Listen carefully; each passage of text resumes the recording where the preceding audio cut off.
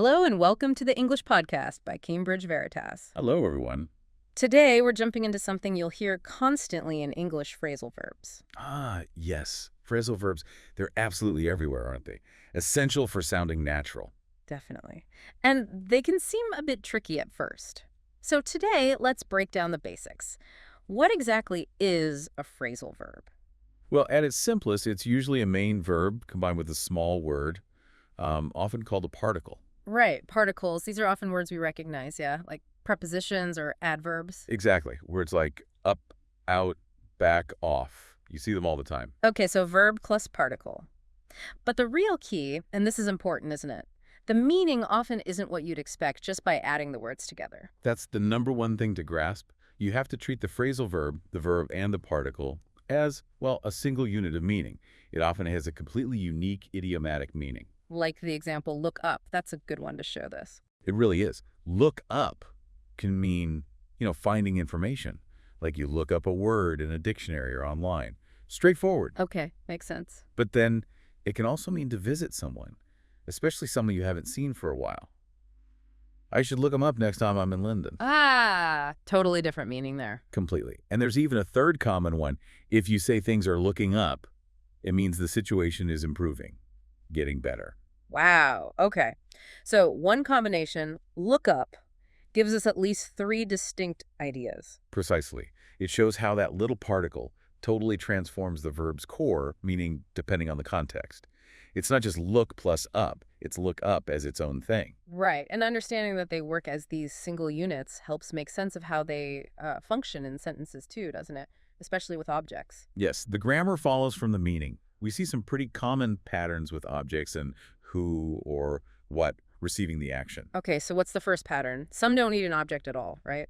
Exactly. These are intransitive, like eat out. You can just say, let's eat out tonight. Full stop. The meaning's clear. No object needed.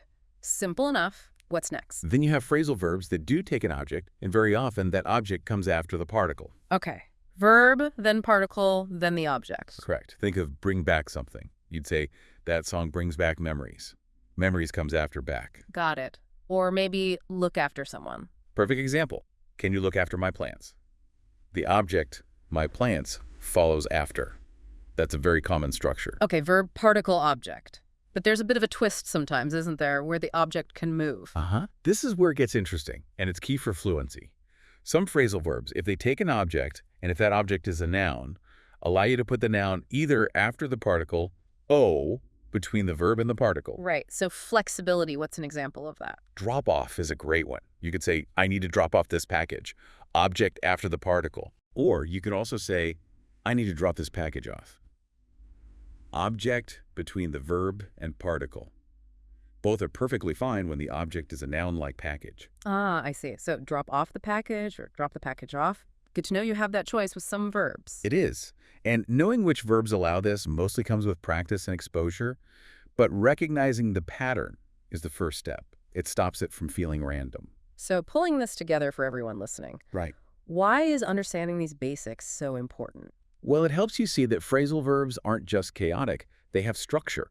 They function as vocabulary units with their own meanings, and they follow grammatical patterns. Learning these patterns helps you use them correctly. And ultimately sound more natural when you speak or write English. You start using phrases like look up or drop off accurately. Exactly. So now that you've got these fundamentals, the best thing you can do is, well, just start listening. Notice them in conversations, films, anywhere you hear English. Pay attention to the verb and the little word that follows it, and think about the meaning. You'll start seeing them everywhere, I promise. Absolutely. And just to leave you with a thought to mull over, we saw how look up has multiple meanings. Think about a really common verb like get. Oh, get is a big one. Right. How many different meanings do you think get can take on when you combine it with different particles like get up, get out, get back, get off, get on, get through? The list goes on and on. It really shows the power and the flexibility of these phrasal verbs in English. So something to keep an ear out for.